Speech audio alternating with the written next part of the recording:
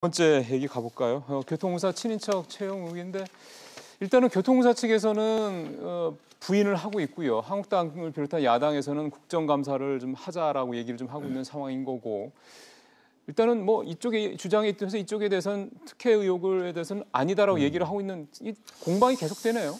현실적으로 일단 의혹이 제기된 것이고 의혹이 구체적인 사실 숫자로 얘기가 나온 것 같습니다. 실제로 지금 서울교통공사에서 1287명 중에 108명, 퍼센테이지로 얘기하면은 쉽게 말하면 한 10명 중에 1명 내지 뭐 1명 남짓 되는 사람 같은 경우에는 다른 사람들과 친인척 관계가 있다라고 하고 있고, 기존 직원과, 구체적으로 지금 구체적으로 보면은 기존 직원의 자녀, 형제자매, 배우자, 더 나아가서는 이게 보면은 며느리와 이게 형수까지 있다라고 하니까 이 부분에 대해서 의혹은 상당 부분 진실일 가능성이 상당히 높고, 더불어서 국정감사에서 서울시장을 상대로 질의를 했더니만 박원순 시장님 같은 경우에도 다른 곳보다 이 가족들이 많은 것은 사실이다. 다만 그 채용과 이와 같은 정규직 전환 과정에 비리가 있다는 것은 아직까지 밝혀지지 않았다. 이런 원론적인 얘기를 하고 있는데 이 부분에 대해서 한국당은 두 가지 포인트로 지금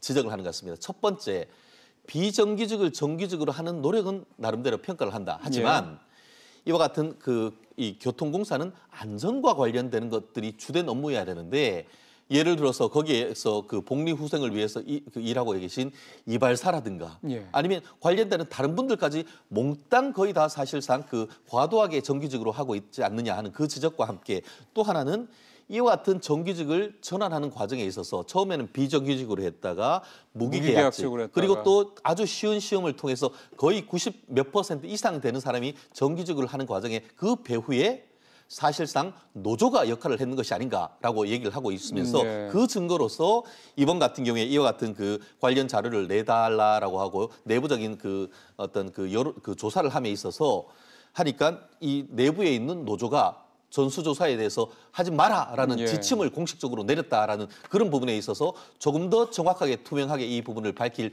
필요가 있다는 것이 지금 야권의 어떤 주장의 핵심 내용이 아닌가 생각합니다.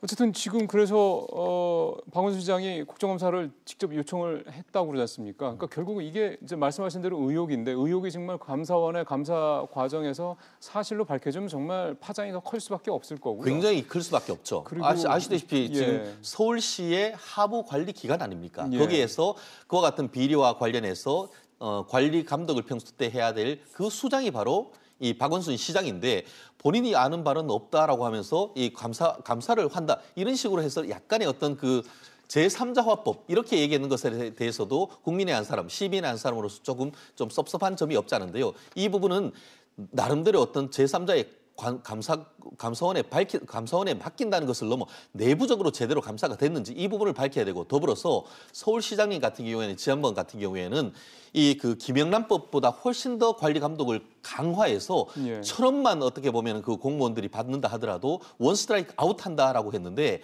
이제 같은 경우에 지금 공무원 특히 이제 노조에서 이와 같은 일을 제 식구를 계속 감싸게 해서 채용을 하고 그것을 정규직으로 만들었다라고 한다고 하면은, 제가 개인적으로 엊그제 같은 경우에는 노량진에 한번 갔다 왔습니다. 정말 제가 한 10시 정도 넘어서 갔더니만 그때 이제 한국 파라과이하고 축구하는데 길에 사람이 하나도 없어요. 다들 열심히 공부를 하고 있고 컵밥 먹으면서 70대 1 내지 60대 1의 경쟁률을 가지고 이와 같은 공사에 취직을 하려고 하는데, 그와 같은 청년들의 어떤 바람이 이런 식으로 좌절시켰다라는 의혹이 제기됐다는 점에 대해서는 이 부분에 대해서 이 박원순 시장도 진실 여부를 밝힐 의무가 있는 것이 아닌가 생각합니다. 그러니까요.